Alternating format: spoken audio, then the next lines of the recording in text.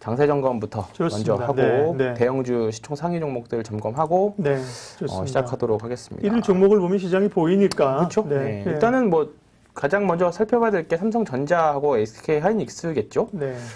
일단은 1분기 영업이익 잘 나올 거다. 한 9조 정도 나올 거다 이야기 있고, 이제 2분기, 3분기 가면서 아마존하고 이제 구글 데이터 센터 투자 본격적으로 나오고 있고, 그 다음에 서버 DRAM 올라가면서, 그 다음에 이제 낸드까지 올라가게 되면 2분기, 3분기 실적 좋을 것 같다라는 내용들이 좀 있을 거고요. 근데 문제는 이거죠. 삼성전자가 생각보다 실적으로 올라가는 주식은 아닙니다. 생각보다. 예. 1년 미리 움직이는 거죠. 그러니까 과거에 1년, 이제 2017년, 18년과 비슷한 흐름이다라고 말씀 계속 드리는 게, 그때도 2018년도가 최고 실적이었죠. 48조였나요? 그때가? 한번 봐볼까요? 연간이요? 네, 연간으로. 한 60조 벌지 않았어요? 60조 안 됐습니다. 60조 안 됐고요. 네. 연간으로 봤을 때 58조 8천억, 59조였죠. 근데 지금 2022년 실적이 지금 한 그 정도 보고 있고요. 올해 46조, 한 50조 가깝게 보고 있는 거죠. 일단은 내년까지 실적이 만약 이대로 된다라고 하면 조금 더 전 추가 상승은 가능하다라고 봅니다. 미리 한 1년 정도 미리 선행해서 움직이는 부분들이 좀 있기 때문에, 그래서 지금 구간에 대해서는 충분히 처음에 제 실적대로 움직인다라고 대로 움직인 주식은 아니다라는 거에 대해서 좀 오해가 있으실 것 같아가지고 네. 그렇긴 하는데, 일단은 뭐 기본적으로 당연히 함수니까 움직이긴 하지만 약간 선행해서 좀 많이 선행해서 한 1년 정도 시차를 두고 움직인다, 그렇게 보시면 될 것 같고, 왜냐하면 2017년도에 먼저 주가는 상승률이 2016년도에서 17년도 넘어갔을 때 사실 주가가 굉장히 많이 실적도 한 7, 80% 증가하다 보니까 네. 월봉으로 바꿔요. 주봉으로 바꿔요. 주가의 상승은 사실 월봉으로 봐도 잘 보입니다. 네. 2016년에서 2016년부터 17년. 네, 요때가 더 탄력적이었고, 2018년 정작 사상 최고 분기별로 계속 최고치 실적을 냈을 땐 주가는 하락하는 모습들이었죠. 그리고 화면을 좀 차트를 좀 더 키워달라는 그럴까요? 네, 좋습니다. 네. 네, 이 주봉인데요. 이렇게 보면 여기서부터 여기까지가 2016년 그림이고, 여기서부터 여기까지가 2016년, 2017년, 18년이 사상 최고 실적이 나왔죠. 여기가 네. 이 구간이. 실적 최고 실적 나오기 전에 주가가 먼저 올랐고, 주가들은 정작 사상 최고치 실적 나왔고 1분기까지만 해서 나왔고, 그 다음부터 주가는 하락하는 모습들, 그러니까 조금 미리 선반영해서 움직이는 모습들이요. 지금도 마찬가지인 거죠. 지금도 올해 주가 많이 올랐고, 그다음에 올해 주가가 내년에도 주가가 실적이 좋아야지만 올해 주가를 담보할 수 있는 건데, 그 부분들에 대한 힌트들을 계속 찾고 있는 거죠. 과연 지금 실적이 또 지금 실적 상승률이 내년에도 담보가 될 수 있겠느냐에 대한 것들을 계속 반도체 가격들을 추적하고, 또 반도체 업황을 보면서 계속 추적을 하고 있는 건데, 일단 업황은 굉장히 좋습니다. 계속 뉴스 보시는 거 아시겠지만 필라델피아 반도체 지수도 그렇고, 오르락내리락 당연히 하겠지만 지금 구간에서는 이 1분기보다 2분기 더 좋고, 그다음에 뭐 3분기, 4분기 갈수록 계속 기대된다. 뭐 한간에 2025년까지 슈퍼사이클이 예상되기 때문에 반도체 섹터로는 충분히 지금보다 더 좋을 수 있다. 근데 삼성전자 말고 SK 하이닉스 보면 조금 더 명확하기는 하죠. 네. SK 하이닉스 보면 좀 더 현재 시황을 좀 더 나타내주고 있습니다. 일단은 좀 더 확실히 반도체 쪽에 더 올인되어 있는 기업이다 보니까 조금 더 탄력적으로 움직이는 모습들이고요. 차라리 반도체의 섹터에 집중을 해서 주식을 본다라고 하면 차라리 삼성전자보다 저는 하이닉스를 접근하시는 게 낫다, 이렇게 좀 보고 있고요. 삼성전자는 뭐 삼성전자만의 삼성전자는 아닙니다. 여러 가지 수급 이슈도 같이 묶여 있기 때문에 삼성전자가 아무리 업황이 좋더라도 외국인들이 아니야라고 하면, 한국 주식시장은 아니야라고 하면 삼성전자부터 팔기 때문에 거기서부터 모든 것들이. 근데 물론 이런 업황들이 다 좋아야, 안 좋으면 삼성전자가 당연히 아니야라고 판단을 하겠죠. 근데 지금 구간에서는 삼성전자에 대해서는, 삼성전자 하이닉스에 대해서는 그래도 괜찮은 시각을 좀 가지면 될 것 같고요. 네. 큰 흐름에서는 일단은 지금 사실 모멘텀 공백기잖아요. 그렇죠. 공백기잖아요. 이제 FOMC 지난주부터는 이제 블랙아웃 기간이라고 해서 이제 코멘트도 없고, 내일 결과 발표될 때까지 뭐라 그럴까, 지금 전 세계 투자자들이 미국 시장도 그렇고 그냥 빨리 FOMC가 끝나서 뭐가 됐든지 간에 맞아요.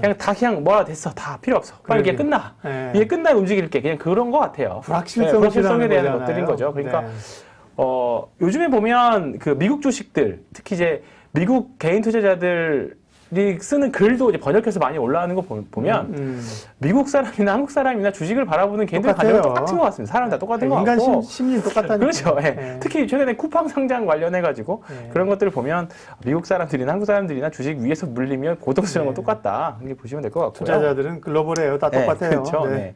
일단은 그래서 이번 주 더군다나 이제 미국 주는 미국 선물 옵션 동시만기가 이제 금요일이거든요. 그렇다면서요? 미국은 세 번째 금요일 정해져 있습니다. 세 번째 금요일. 우리는 한 둘째 목요일. 네, 미국은 세 번째 금요일. 그러니까 대부분 우리나라 다음 주가 만기인 거죠. 미국도 선물 옵션 동시 만기이기 때문에 이번 주까지는 조금 지나가 봐야 방향성 나올 것 같고 금리에 대한 이야기 같이 드리면 제가 2주 전에 나왔을 때도 변동성은 점차 줄어들 것 같다라는 말씀드렸고 항상 모든 시장에 나오는 재료들은 시간이 지나면 시장은 적응하기 마련입니다. 그러니까 작년에 코로나 이슈도 마찬가지로 처음에는 코로나 막 확진됐을 때 엄청난 코로나 관련 주식 반응을 보이다가 작년 말부터는 확진자 수가 늘어나도 코로나 관련 주식들이 움직이지 않고 꼼짝없이 않고 그냥 주가 오히려 떨어지는 그런 모습들 보여줬던 것처럼 시장에는 항상 주식시장은 새로운 것에 대해서 처음에는 항상 민감하게 반응을 합니다. 뭐가 됐든지 간에. 악재든 호재든지 간에. 근데 이게 시간이 지나고 나서 알고 봤더니 뭐 별거 아니더라. 뭐 알고 봤더니 뭐 우리가 다 대응할 수 있는 거더라. 그랬던 거죠. 심지어 전쟁이 나도 처음에는 일촉즉발일 때인데 전쟁 확 터지잖아요. 주가 올라요. 네, 맞아요. 그랬던 경우가 많죠. 네. 골프전 때도 그랬고. 그러니까 그런 것처럼 지금은 이제 금리가 막 1.3% 넘어가면 정말 난리 나고 주가 폭락할 것처럼 그랬지만 이미 그런 분들에 대해서는 다 시장에 오히려 더 그 방향에 베팅했던 쪽도 있고 오히려 그쪽에 베팅을 했다 걷어들이는 쪽도 있기 때문에 시장에서는 그 부분에 대해서는 좀 밸런스가 가져가고 있는 거죠. 그래서 이제는 뭐 1.6까지도 용인한다. 뭐 괜찮다라고 하는 부분들이 있어요. 항상 인플레이션이라는 게 있어도 문제고 없어도 문제거든요. 주식시장에서는 사실 저는 기본적으로 주가가 올라가는 이유는 기본적인 원리는 인플레라고 보거든요. 인플레 때 주가가 오르는 거죠. 그렇죠. 네. 왜냐하면 인플레가 있어야 주가가 오르죠. 왜냐하면 제품 가격 오르고 10,000원짜리 주식을 똑같은 가격을 팔아도 인플레 내년 10,000원짜리 주식을 내년 11,000원에 팔면 그만큼 당연히 매출액이나 영업이익이 올라가니까 당연히 주가가 올라가 그렇게 된다고 생각해요. 그냥 간단하게. 근데 이제 또 인플레가 없으면 또 없는 대로 걱정이고 지금처럼 또 빠르면 더 빠른데 걱정인데 계속 이 부분에 대한 거는 그래서 연준은 항상 인플레랑 싸우잖아요. 네, 가장 연준이 중요시하는 것도 인플레고 인플레하고 고용이죠. 네, 그렇기 때문에 인플레는 주식 투자를 끝날 때까지 경제적 자유를 얻으실 때까지는 인플레에 대해서는 계속 관심을 가지고 보셔야 되는데 지금까지는 이제 시장이 좀 적응하는 분위기가 되는 거고요. 일단은 시장은 이번 주가 지나야 방향성은 나온다고 보고 수급에 대한 얘기 조금만 뒤에 하고 다른 종목들 좀 다시 돌아가서 검증하고 또 보겠습니다. 그리고 우리가 또 봐야 될 게 현대차, 기아차겠죠. 자동차. 자동차. 기아차가 조금 움직이려는 모양들을 나타내는데. 그렇죠.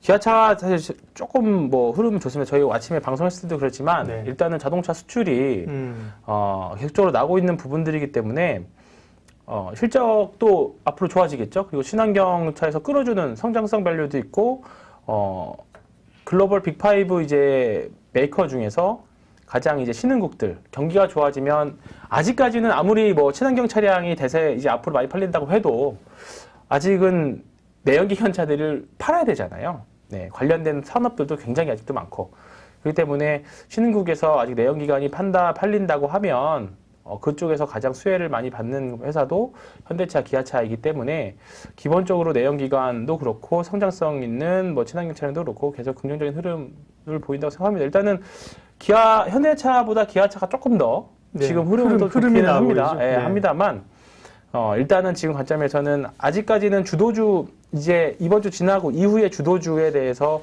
과연 자동차 다시 잡을까에 대한 막연한 자동차는 다시 간다라고 하기에는 확인해야 된다. 확인은 저는 해야 된다고 생각합니다. 일단 그런 부분들까지도 올해 1, 2월 주가 상승에서 이 각도가 다 다르잖아요, 사실. 작년 말부터 꾸준하게 올라가다 갑자기 훅 튀었죠. 이때도 기아차.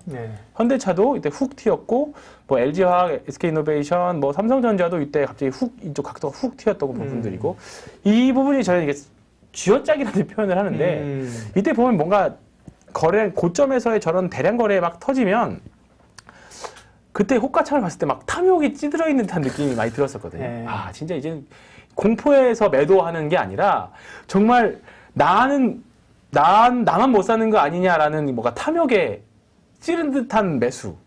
막 미친 듯한 호가. 그게 거래량 네, 보여주는 그런 부분들이었죠. 그래서 항상 고점에서의 저런 거래량들은 사실 좀 조심해야 되는 부분들은 좀 있습니다. 그래서 제가 올해 고점을 과연 넘길 수 있을까에 대한 고민들이 결국 삼성전자가 올라가야 되는데 여기 거래량이 사실 좀 너무 많이 나오긴 했죠. 네. 실적이 좋아지면 저는 조금은 아직까지는 저는 삼성전자가 나쁘다는 개념은 아니고 그냥 중립 개념입니다. 그냥 사실 분들은 사시고 또 단타 하실 분들은 좀 팔아서 다른 거 하셔도 되고. 96,800원 만드는 날 거래 엄청 네, 엄청나게 네. 났죠. 네, 엄청나게 났죠. 96,800원에 사신 분들이 분명히 있을 텐데. 있으니까 거기가 가격이 나오겠죠. 그렇죠. 네. 분명히 거기서 사셔서 아직까지도 안 판 분들 분명히 있을 텐데 역사적인 가격이 될 수도 있긴 하지만 네.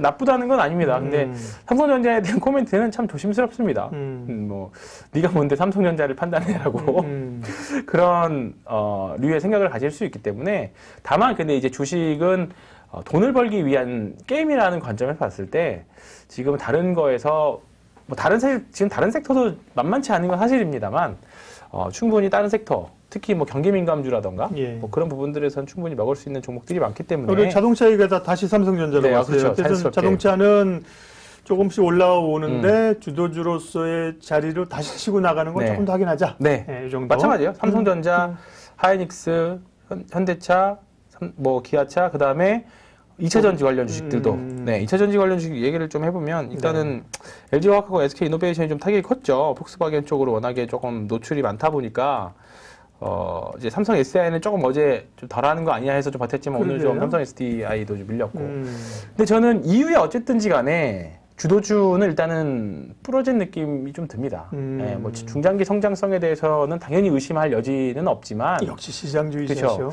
일단은 통계적으로 봤을 때 작년에 주도주가 2년 연속 그 주도주의 지위, 그러니까 1년 반 이상 지도주를 간 케이스가 통계적으로 2000년대 이후에 초반에 SK텔레콤인가 밖에 없고요.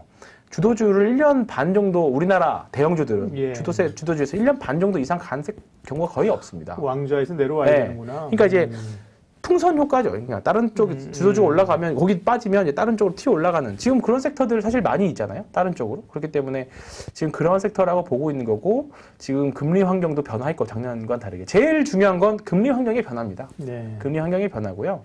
다만 조금 이제 급하게 떨어지고 이 이슈로 인해서 좀 급하게 떨어지고 있을 뿐이지 개인적으로는 2차 전지가 안 된다기보다 삼성전자 마찬가지로 그냥 중립 의견 저는 그냥 계속 가져가는 거고요. 더 되는 쪽으로 가자. 네, 더 되는 쪽으로 가자. 네. 네, 더 되는 쪽으로 가자.